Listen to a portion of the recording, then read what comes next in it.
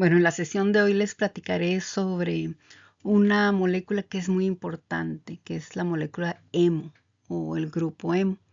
Siempre lo asociamos con la hemoglobina y bueno, es muy importante por eso, ¿no? Porque forma parte de la estructura de la hemoglobina, ¿no? Pero hoy les quiero platicar además de de qué otro tipo de estructuras forma parte y bueno, qué relación tiene con con otras moléculas que se pueden formar a partir de ellas, además de los procesos en los que estos participan, ¿no? Abriré pequeños módulos en donde si hoy voy a platicar generalidades del grupo hemo, en otra sesión les platicaré cómo se sintetiza y en otra sesión cómo se degrada y así iré agregando información, ¿no? Algunas pinceladas de todo esto y les llamo pinceladas porque pues nunca voy a alcanzar a cubrir todo lo que existe o todo lo que se conoce sobre, en este caso, el grupo hemo, ¿no?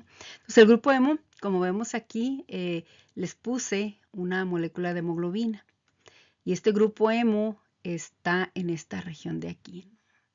Esta región, en esta y en esta. Esos son 4 grupos hemo. Y la hemoglobina se caracteriza por tener pues 4 cadenas polipeptídicas, 2 cadenas alfa y 2 cadenas, ¿no es cierto? 2 cadenas beta y 2 cadenas alfa, ¿no? Y cada una de ellas tiene su propio grupo hemo. Y bueno, como sabemos, la hemoglobina está al interior del glóbulo rojo y los glóbulos rojos viajan por la sangre y se encargan de eh, transportar en la circulación precisamente el oxígeno unido aquí al grupo hemo, pero además, bueno, también transportan dióxido de carbono, pero la intención es que distribuyan a los tejidos periféricos esas moléculas de oxígeno que llegan del medio ambiente, ¿no? Bueno, en esta estructura que les digo es la que principalmente representamos, pues tiene sus grupos hemo, ¿no? Pero ¿dónde más podemos encontrar grupos hemo? Pues lo podemos encontrar en estructuras como esta. Esta es una molécula de mioglobina, en donde aquí en un rosita muy claro se alcanza a apreciar al grupo hemo, o sea, es una parte de la estructura. Este grupo hemo es una estructura que no es proteína, no es aminoácido, sin embargo, se deriva de se requiere para su síntesis la participación de aminoácidos. Y ahorita vamos a ver por qué. Entonces, esta es una sola cadena, es una globina. Y esta es muy importante en los músculos, porque se llama mioglobina. Y ella se encarga de recibir oxígeno y de almacenarlo ahí para que cuando baje la disponibilidad de este oxígeno dentro de la célula, se libere desde el grupo hemo, ¿no? Y bueno, hay grupos hemo también en las enzimas, por ejemplo, en las catalasas, no lo puse aquí, en la óxido nítrico sintasa que tenemos acá, que es una enzima muy importante porque se encarga de transformar a la arginina en citrulina, pero que cuando esto ocurre nos aporta un muy importante vasodilatador, que es el óxido nítrico, ¿no? Lo que significa que el grupo hemo, que está presente en enzimas, de alguna forma se le relaciona con la regulación de la presión arterial a través de ser un componente de la óxido nítrico sintasa que transforma la arginina en citrulina y que nos aporta este muy importante vasodilatador, ¿sí? Ahora, ¿qué otras enzimas? Bueno, hay un grupo de enzimas muy grande, ¿no? La familia del citocromo P450, que se encarga principalmente del metabolismo de los xenobióticos, es decir, que cuando ustedes, si son médicos y van a prescribir fármacos, y digo si son médicos porque me pueden estar escuchando biólogos, nutriólogos, pero quien prescribe los fármacos pues es el médico.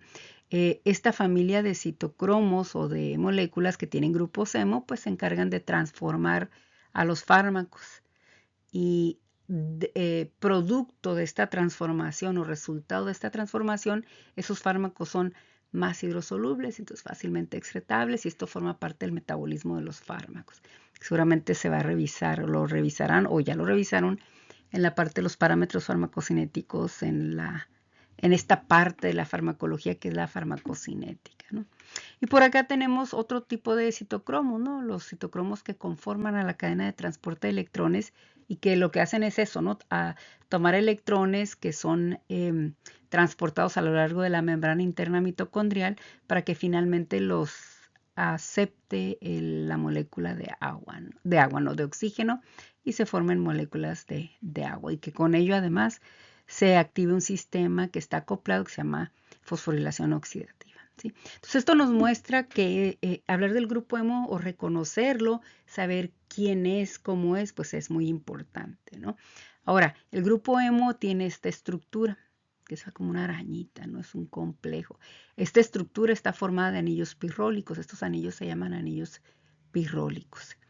Y, por ejemplo, para formar este anillo, les platico el primer paso.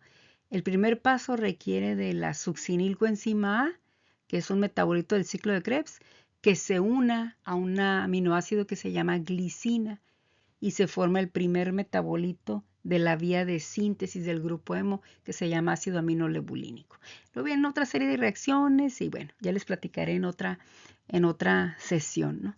Pero bueno, esta es la estructura, yo quiero que la vean, que la reconozcan, que la visualicen y vean que en el centro tiene un átomo de hierro. El hierro lo podemos encontrar en su forma ferrosa, Fe+2, o en su forma férrica, Fe+3. Ahora, este grupo hemo, por ejemplo, cuando las células se mueren, pues todo esto se tiene que degradar. Cuando los glóbulos rojos se mueren, todo esto se tiene que degradar.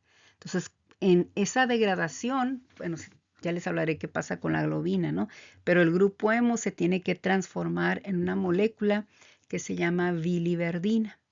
Para que esto ocurra, el grupo hemo, primero por la acción de la hemoxigenasa, va a pasar el hierro a su forma férrica y entonces se le llama hemina. Y luego esa hemina se transforma en biliverdina. Esta es una reacción que requiere de oxígeno, que requiere de NADPH y es la única reacción hasta ahorita reconocida en el cuerpo que libera monóxido de carbono. Este CO, este monóxido de carbono, tiene la capacidad de activar a la guanilato ciclasa.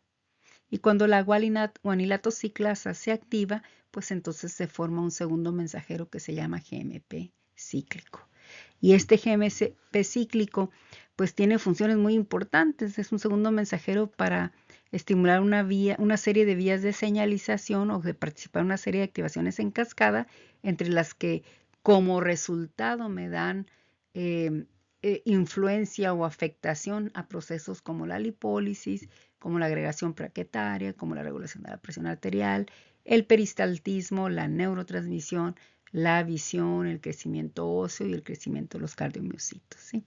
Esto sería mencionar uno de los elementos que participan en estos procesos, ¿no? Y bueno, es muy importante, bueno, porque pues, es el único paso en donde se puede producir dentro del cuerpo, ¿no? Entonces, cuando se forma la biliverdina, por efecto de una biliverdina reductasa, se convierte en bilirrubina. Y la bilirrubina es entonces el producto final de la degradación del grupo hemo. Y la bilirrubina pues es muy importante, normalmente la excretamos y ya explicaré la vía por la cual se excreta y la forma en la que se excreta. Pero también podemos tener situaciones en las que la concentración de esta bilirrubina aumente. Y eso se llama, como dice aquí, una hiperbilirrubinemia. Y entre las consecuencias de esta hiperbilirrubinemia está el daño neuronal. ¿Y qué es lo que provoca? ¿Qué pasa el que haya un aumento en la concentración de bilirrubina y que me genere un daño neuronal? Bueno, el daño neuronal está provocado porque cuando hay una hiperbilirrubinemia, pues se inhibe la síntesis de DNA. Y pues la síntesis de DNA se requiere para la transcripción, se requiere para la replicación, etcétera, ¿no? Se va a desacoplar la fosforilación oxidativa. Y la fosforilación oxidativa es la principal vía por la cual se forma, es la principal reacción, en realidad es una reacción por la cual se forma la cantidad suficiente de ATP para mantenernos vivos y funcionando, ¿sí? Y luego, el que esta fosforilación oxidativa se desacople, y cuando decimos se desacopla, lo hace desde la desacopla de la cadena de transporte de electrones, además se inhibe la ATPasa, ¿no? Que es la proteína encargada de la fosforilación del ADP para formar ATP, ¿no? Se inhiben las proteínas de la cadena respiratoria, se inhibe la síntesis de RNA y por supuesto, si tenemos inhibición de la síntesis de DNA, e inhibición de la síntesis de RNA, pues vamos a inhibir la síntesis de proteínas, ¿no? También se afecta la síntesis de carbohidratos. ¿Sí? En resumen, el grupo hemo es una estructura no proteica, la podemos encontrar en las moléculas como la hemoglobina, como la mioglobina, algunas enzimas como la óxido nítrico sintasa, como la catalasa, el grupo de enzimas que forman a la familia del citocromo P450, los citocromos que forman a la cadena de transporte de electrones. Y bueno, un dato interesante es que es la única vía cuando participa la hemoxigenasa, es la única vía en la que se produce monóxido de carbono que puede actuar para estimular o en algunos casos inhibir lipólisis, agregación plaquetaria, neurotransmisión, genera una influencia sobre estos procesos y que bueno, en esta vía de degradación del grupo hemo, el producto final es la bilirrubina, que su aumento puede provocar daño neuronal y estas son las características bioquímicas de ese daño.